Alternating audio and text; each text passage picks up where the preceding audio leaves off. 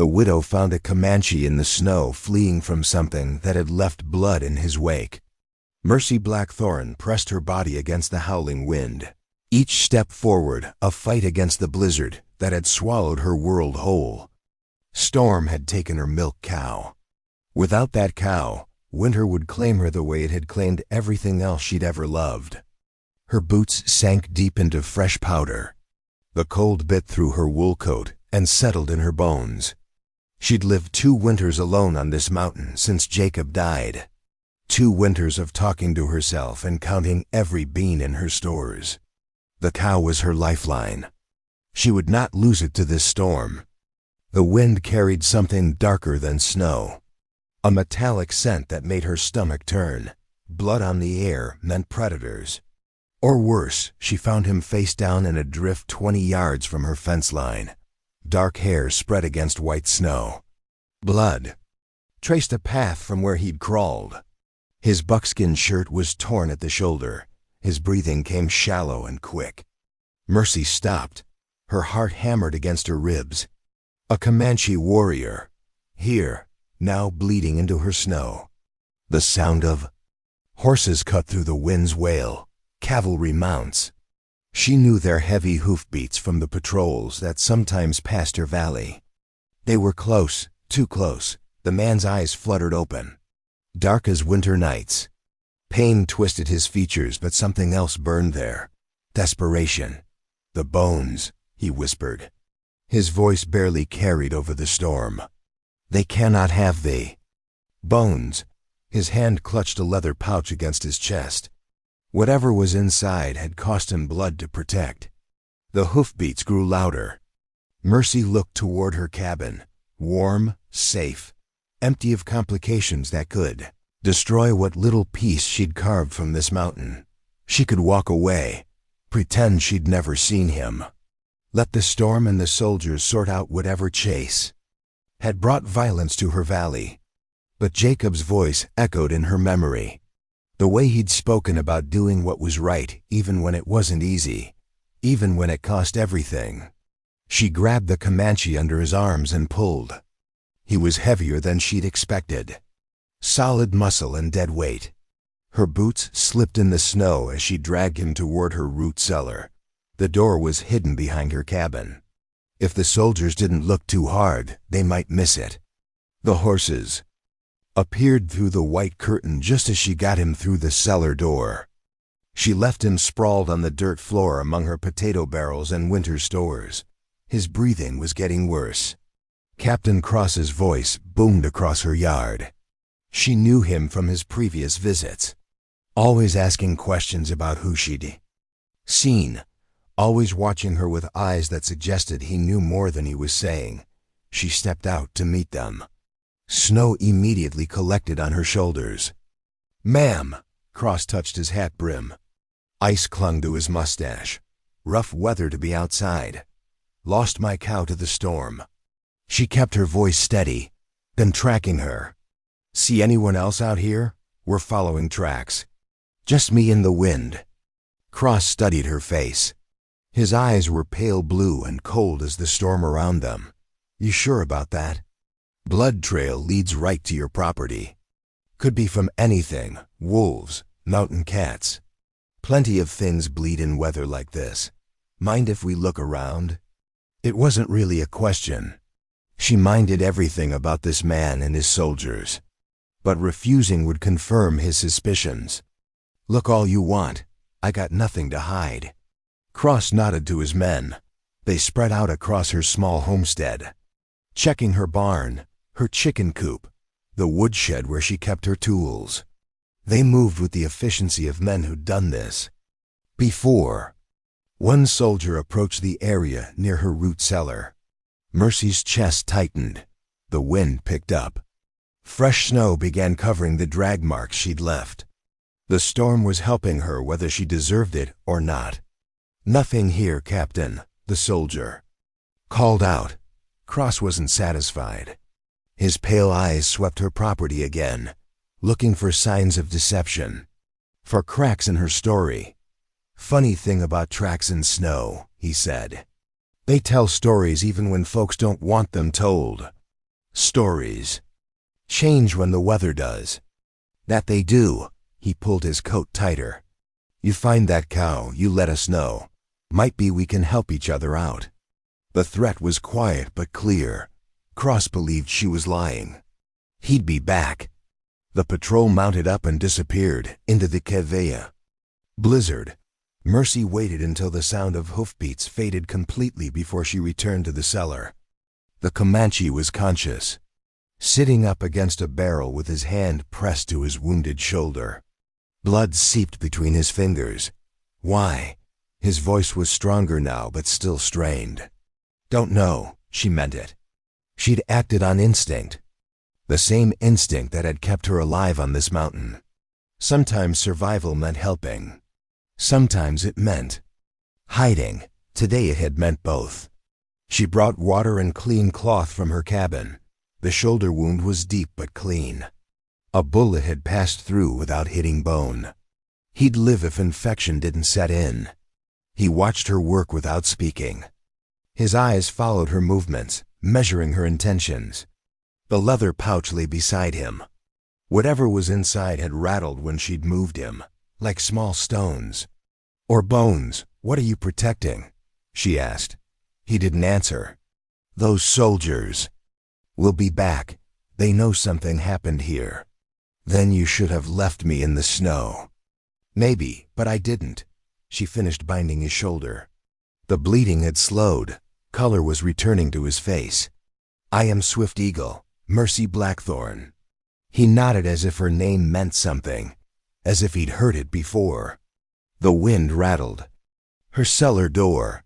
The storm was getting worse. They were trapped together now, a widow and a warrior, both carrying secrets that could destroy them, both running from different kinds of death. The candlelight carved shadows across Swift Eagle's face as he studied the dirt walls of her cellar. His fingers worked at the leather pouch with careful precision. Whatever lay inside had weight beyond its physical presence. Mercy brought him broth from her meager stores. Steam rose between them in the cold air. He accepted the bowl, but his eyes never left her face. Measuring, calculating. You live alone, he said. 2 years now. Your husband. Dead. The word fell between them heavy as winter stone. She'd grown tired of explaining Jacob's death to neighbors who no longer visited. Tired of the pity that followed mention of the surveying accident that had taken him. Swift Eagle nodded. Understanding lived in his silence. He knew the weight of loss. He opened the leather pouch. Bone fragments spilled into his palm. Each piece was carved with symbols that seemed to dance in the flickering light. Ancient markings that spoke of sacred things. Mercy's breath caught. The symbols were familiar. She'd seen similar markings in Jacob's journals, sketches he'd made during his surveying work, notes about places that should remain untouched. Where did you get those? Swift Eagle arranged the fragments on the dirt floor. They formed a pattern, a map drawn in bone and memory. They were stolen.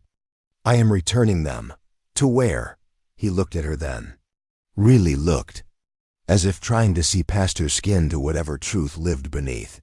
You recognize the markings. It wasn't a question. He'd seen her reaction, the way her hands had tightened. On her shawl when the bones caught the light. She moved to the corner where she kept Jacob's old surveying equipment.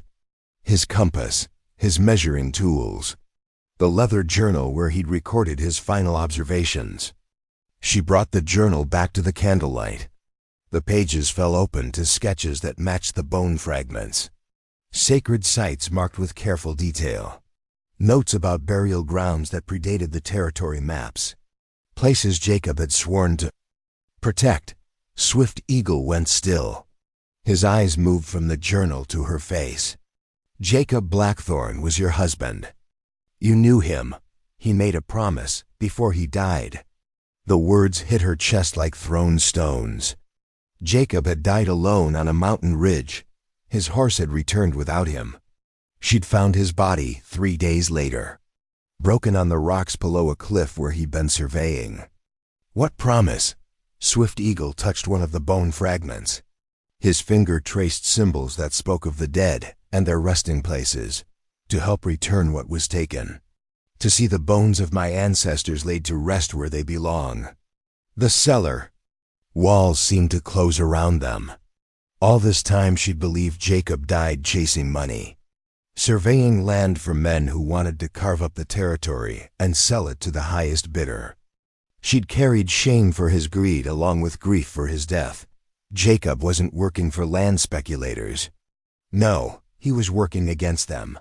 Swift Eagle pulled himself up straighter despite the pain in his shoulder. The movement cost him, but he needed the dignity of height for what came next. Men had taken sacred bones from burial grounds, selling them to collectors back east. Your husband discovered this. He offered to help me return them. The storm above them grew louder. Wind howled through gaps in the cellar door. The sound matched the howling in Mercy's chest as understanding dawned. Jacob had died a hero. Not a victim of accident, but a casualty of something larger. Something that mattered. Who took the bones? Soldiers, led by the man who came here today. Captain Cross, his pale eyes and careful questions.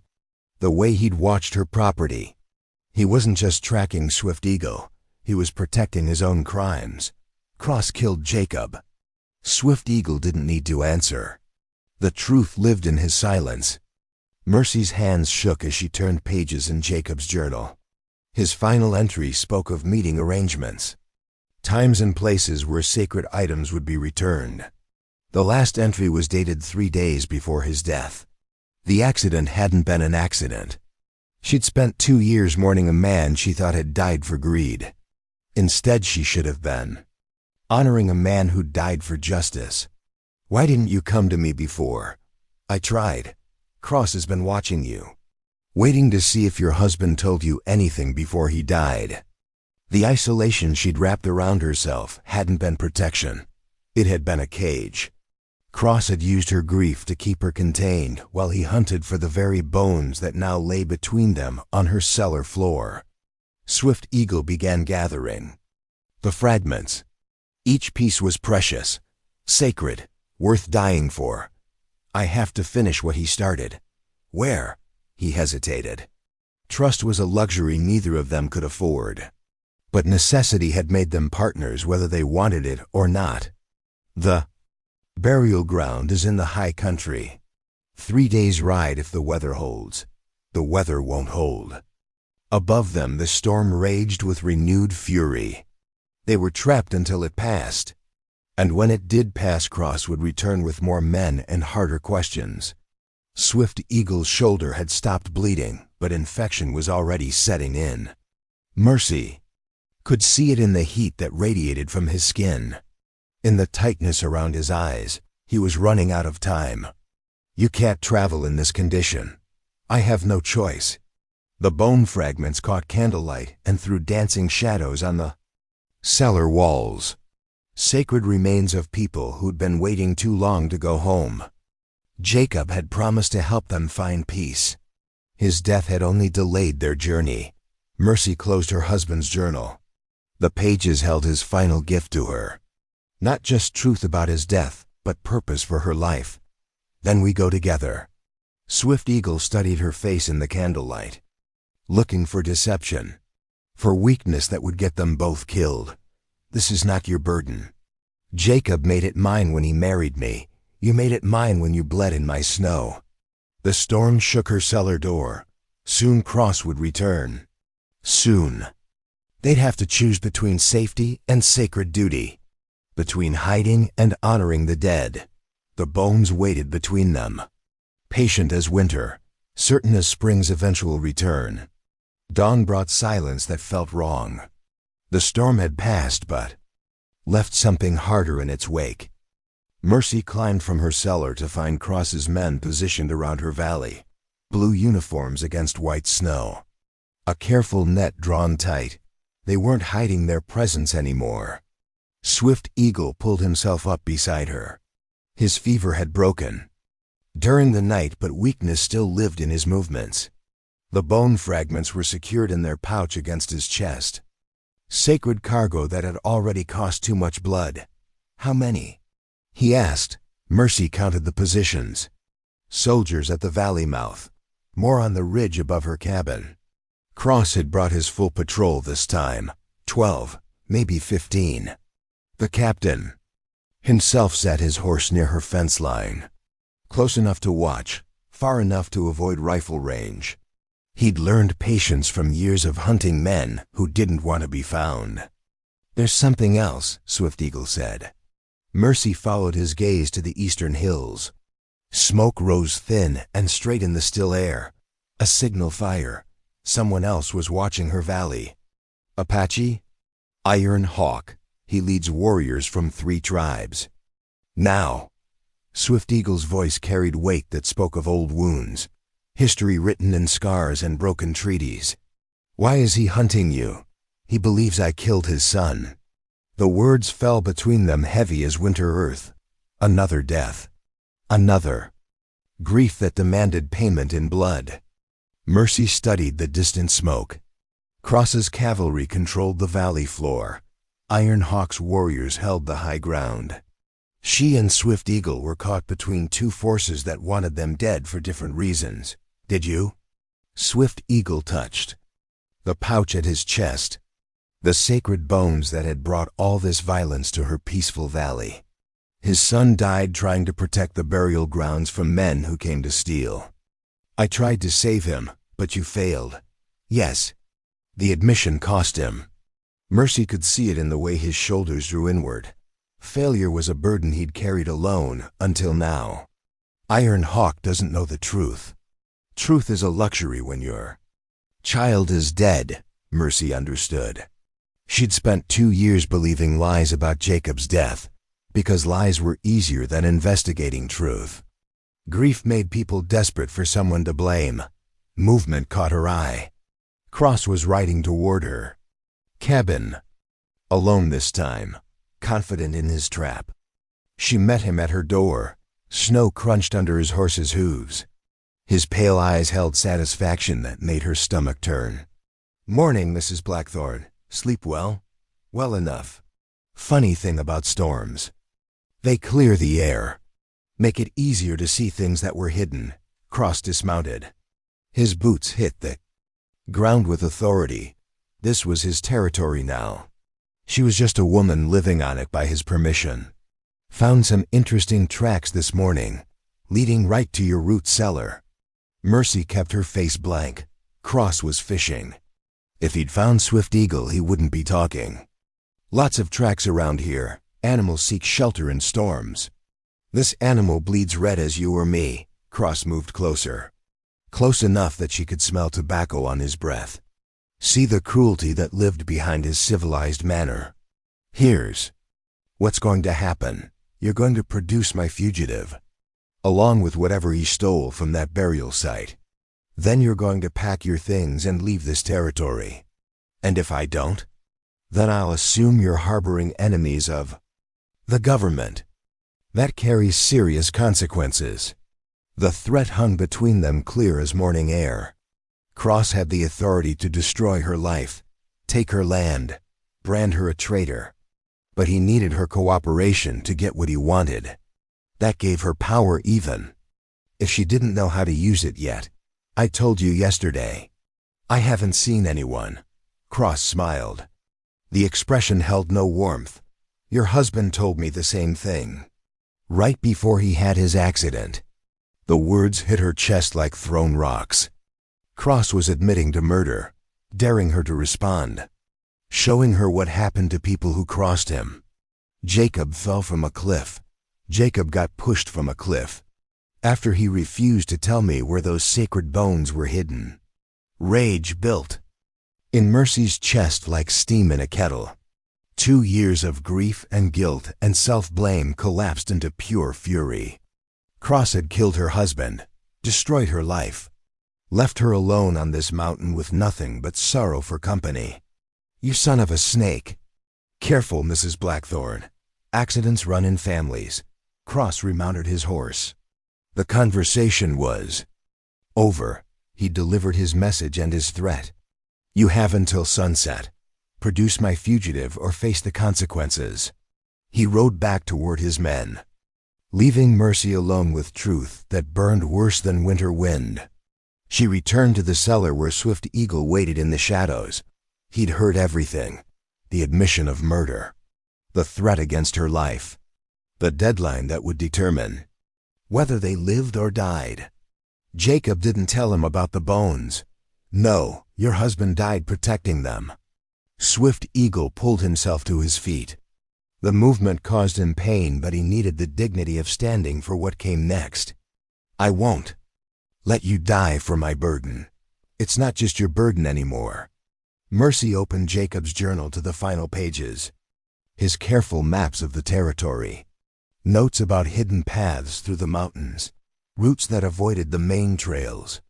Jacob surveyed these hills for 3 years. He knew every ridge and valley, every place a man could hide or make a stand. She traced one of his hand-drawn maps, a route that led north through high country toward the sacred burial ground. There's a way out, but we have to move before Cross tightens his net. Swift Eagle studied the map. His finger followed the trail markers Jacob had noted. Hidden passes, water sources, places where a small party could travel unseen. Iron Hawk will be watching those paths too. Then we deal with Iron Hawk when we find him. The bone fragments rattled softly in their pouch. Sacred remains that had waited generations to go home. Jacob had died trying to help them find peace. She wouldn't let his sacrifice be meaningless. Can you ride? Swift Eagle's fever-bright eyes met hers. Pain lived there, exhaustion, but also determination that matched her own. I can ride. Mercy began gathering supplies, food for 3 days, ammunition for Jacob's rifle, the surveying tools they'd need to navigate the high country. Outside Cross's soldiers tightened their positions. Soon they'd begin searching every building, every hiding place. The net was closing. But nets had holes if you knew where to look. Jacob's maps showed the way through.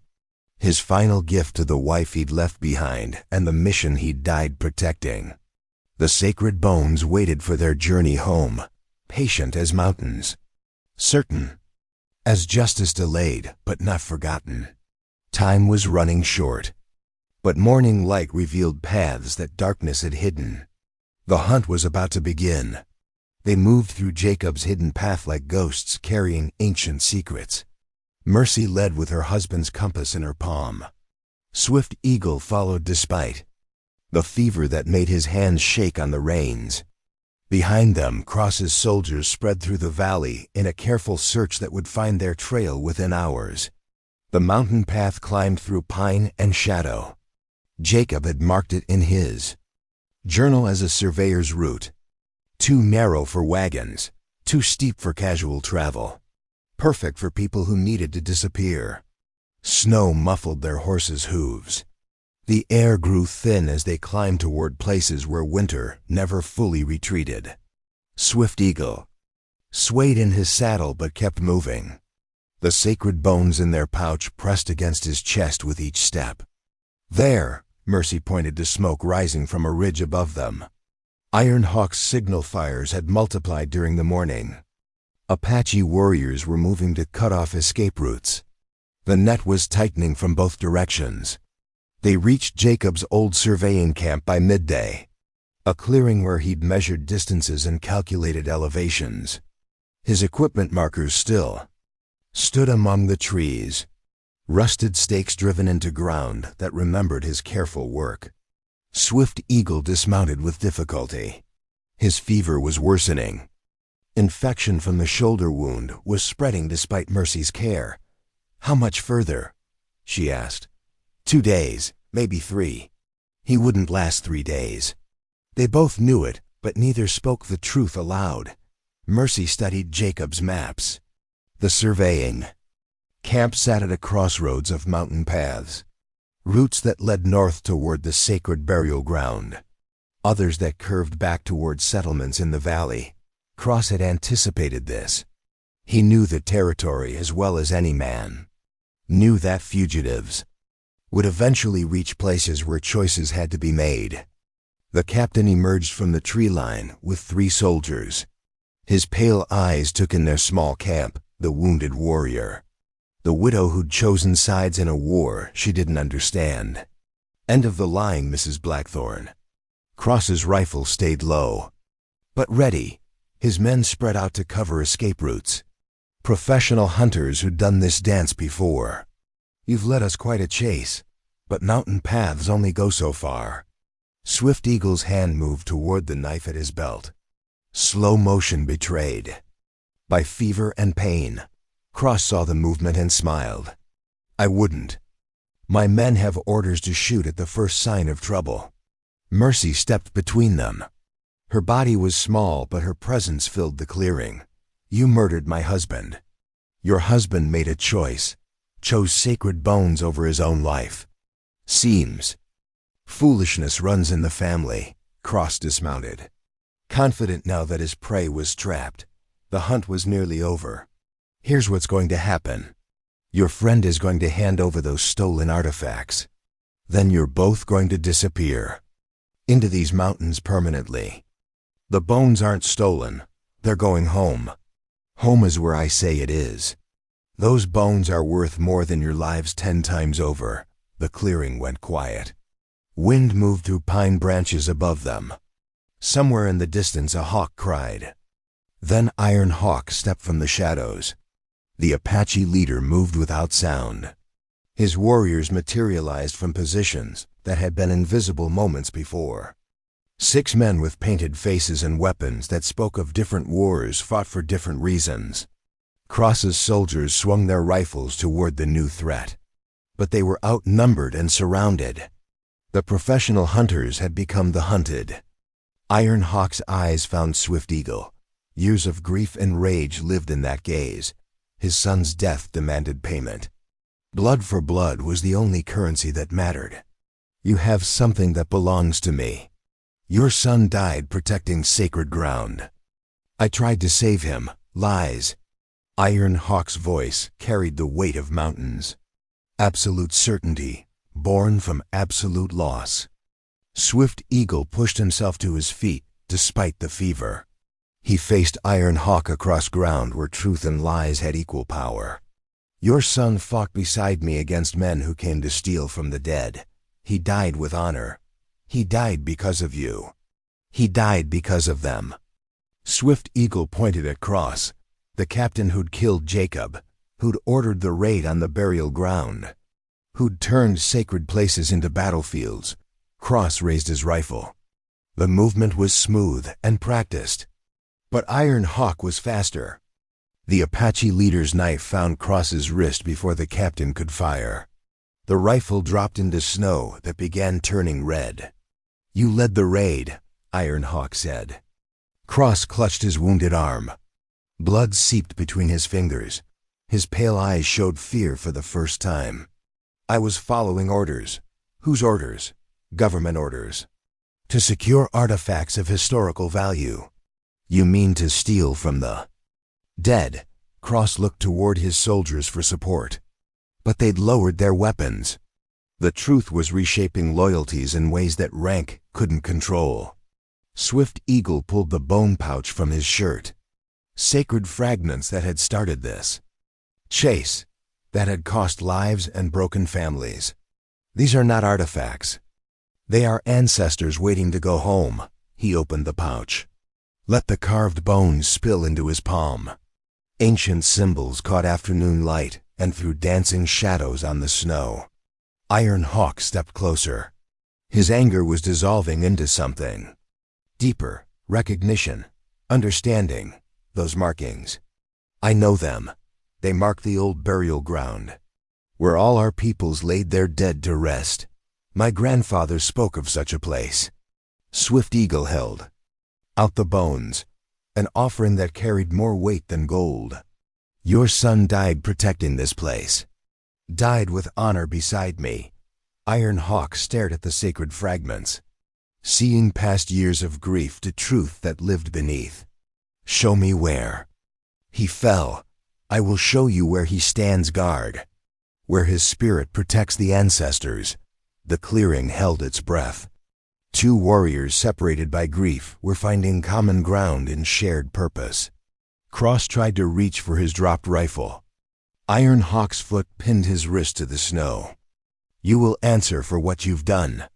I have authority here. Your authority ends where honor begins. Mercy watched truth reshape the mountain clearing, enemies becoming allies, justice finding its own path through wilderness that didn't recognize government borders. The sacred bones waited in Swift Eagle's palm, patient as winter snow, certain as spring's return. The journey home could finally begin. The sacred burial ground sat empty under afternoon sky. Wind moved through tall grass where generations of the dead had once rested in peace. Stone markers lay scattered and broken. Graves had been torn open by men who saw profit in sacred bones. Swift Eagle sank to his knees at the center of the desecration. His fever made the world spin, but his purpose remained clear. The bone fragments in his pouch belonged here. Home was a circle that needed closing. Iron Hawk walked the perimeter of the burial ground. His warriors spread out to keep watch while their leader absorbed the scope of violation. His son had died defending this place. Died trying to stop the theft of ancestors. This is where he fell, Swift Eagle said. He pointed to ground where prairie grass grew thicker and greener. Earth fed by young blood spilled in defense of the old. Iron Hawk knelt beside the spot. His fingers touched soil that held his son's final heartbeats. He was brave. He was your son. Courage was his inheritance. The two warriors shared silence that spoke louder than words. Grief was a country they both inhabited. Loss was the language they both spoke. Mercy stood at the edge of the burial, ground with Jacob's surveying tools. His compass pointed true north. His measuring chains lay ready to mark boundaries that mattered more than property lines. But something was wrong. The emptiness felt incomplete.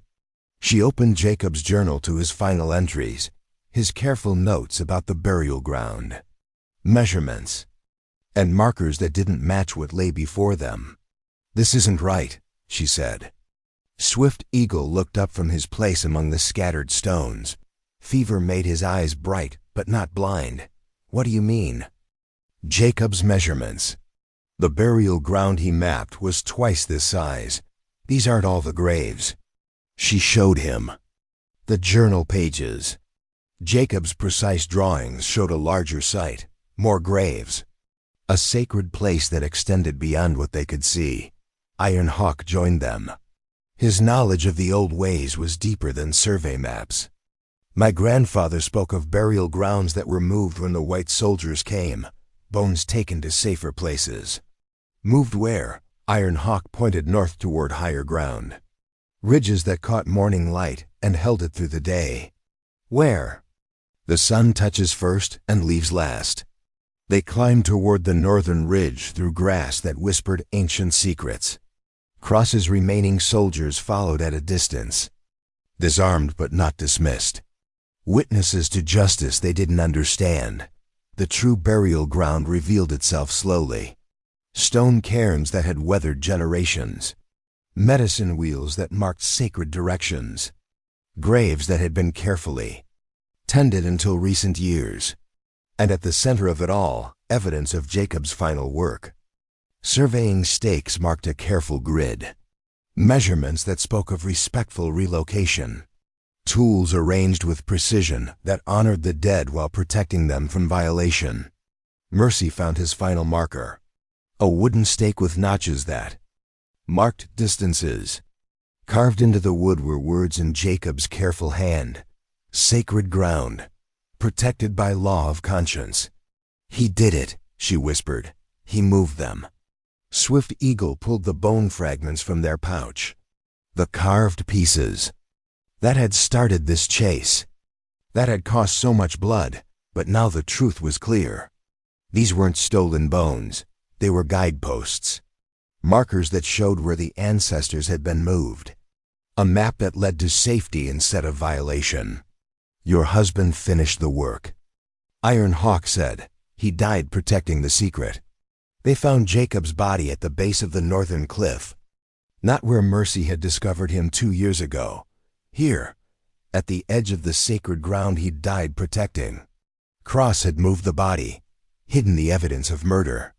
Let Mercy believe her husband died in an accident far from this place. Swift. Eagle began the bone ceremony with hands that shook from fever and reverence. Each fragment was placed according to ancient tradition, markers that would guide spirits home. Iron Hawk joined the ceremony. His voice rose in songs that had echoed across these hills for generations. His son's spirit was welcomed among the ancestors he died defending. Mercy used Jacob's surveying tools to establish the true boundaries of the sacred ground. Measurements that would protect this place from future violation. Legal descriptions that honored both territorial law and sacred tradition. Cross watched from his position under guard.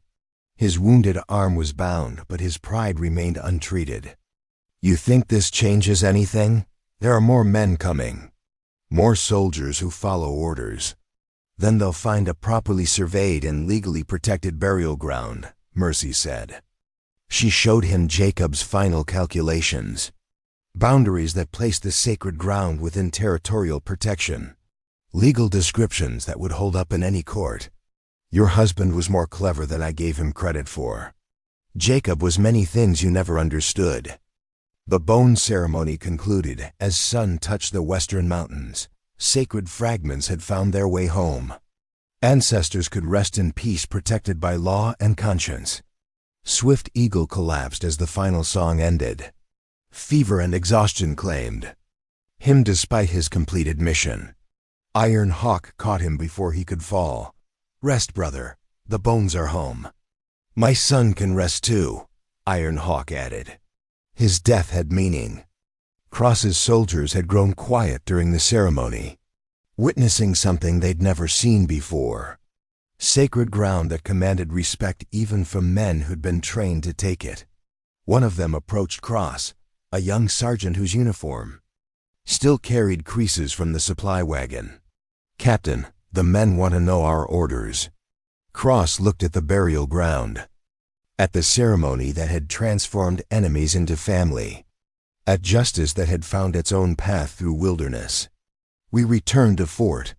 File a report about sacred ground properly surveyed and legally protected. What about the fugitive? Cross studied Swift Eagle's fever-weakened form.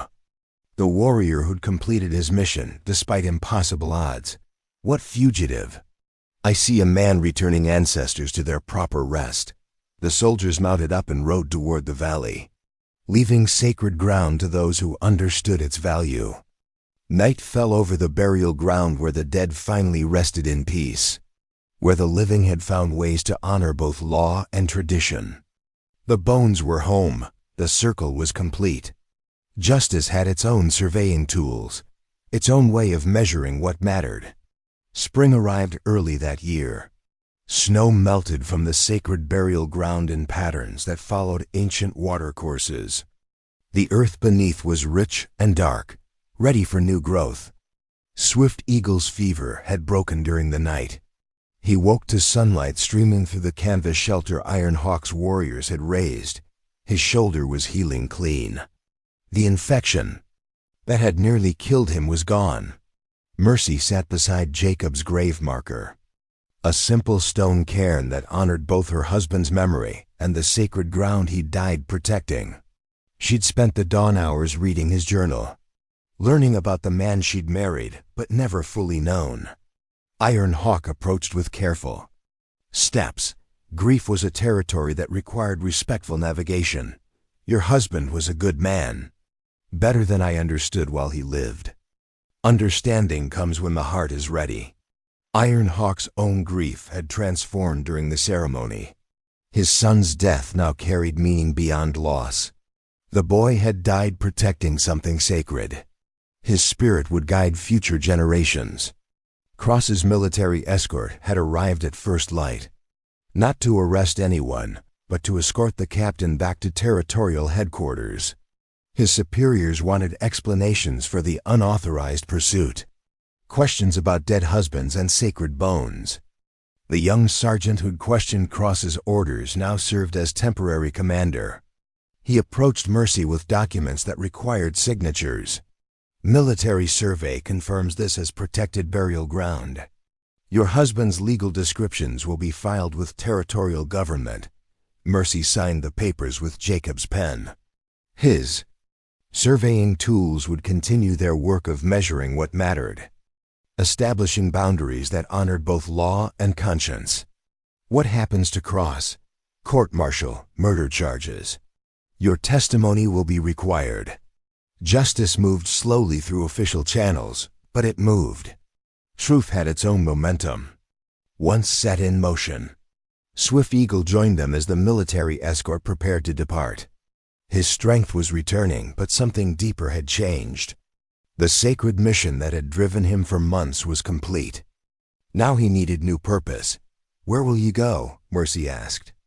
"Iron Hawk has asked me to help establish peace talks. Communication between our peoples and settlers who come in good faith. Like Jacob tried to do. Like Jacob did do. We're continuing his work." Iron Hawk's warriors were breaking camp, preparing to return to their own territories with news of the successful ceremony. The ancestors were at rest. The next generation could focus on living instead of avenging. But Iron Hawk lingered. His eyes moved between Swift Eagle and Mercy, seeing something that they perhaps didn't see themselves yet. "Both of you carry surveying tools now," he said. "Tools for measuring distance between peoples, for building bridges instead of walls." Mercy looked at Jacob's compass in her palm. True north pointed toward possibilities she'd never considered. Toward work that honored her husband's memory while creating her own legacy. The territorial government will need someone to survey other sacred sites, to establish protections before violations occur. Swift Eagle nodded. His experience with sacred grounds could guide such work, prevent future conflicts through understanding instead of force. "Partners?" Mercy asked. Partners. They shook hands over Jacob's grave, sealing an alliance that had been forged in winter snow and tempered by sacred duty. Cross was loaded into the military wagon under guard. His pale eyes held defeat, but also something harder. Men like him didn't disappear. They found new forms, new ways to exploit what others held sacred. "This isn't over," he said as the wagon pulled away. "No," Mercy replied. "It's just beginning." The military escort disappeared down the mountain trail, leaving the burial ground to those who understood its value. Sacred space protected by surveying stakes and legal documents, and something more powerful than both. Swift Eagle began gathering the tools they'd need for their new work. Jacob's measuring chains, his compass and calculation books. Equipment that had protected one sacred site could protect others. Iron Hawk mounted his horse for the journey home. His warriors were already moving toward the valley. Spring grass would feed their horses. Clear streams would water their travel. When you need allies, send word through the medicine wheels. The old communication paths still work. He rode away without looking back. Grief had taught him to trust forward motion instead of dwelling on what was lost. Mercy stood alone at the center of the sacred burial ground. But solitude felt different. Now not isolation born from fear, but chosen quiet that held peace. Jacob's spirit seemed to move in the wind that touched the medicine wheels. Approval for work well done. Blessing for work yet to come. She opened his journal to blank pages at the back. Pages where she could record new measurements. New sacred sites that needed protection. New alliances that could prevent violations before they occurred. Swift Eagle returned with horses packed for travel. Their first assignment would take them south to investigate reports of bone sellers operating near Pueblo ruins. Ancient sites that needed modern protection. Ready? Mercy mounted her horse. Jacob's surveying tools were secured in her saddlebags.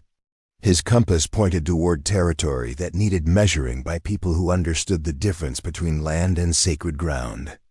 Ready, they rode south through country that was waking from winter's sleep. Grass pushed through last year's snow. Streams ran full with meltwater. Life was returning to places that had seemed barren. Behind them, the sacred burial ground held its peace. Ancestors rested under stone cairns and legal protections. The dead were home. The living had work to do.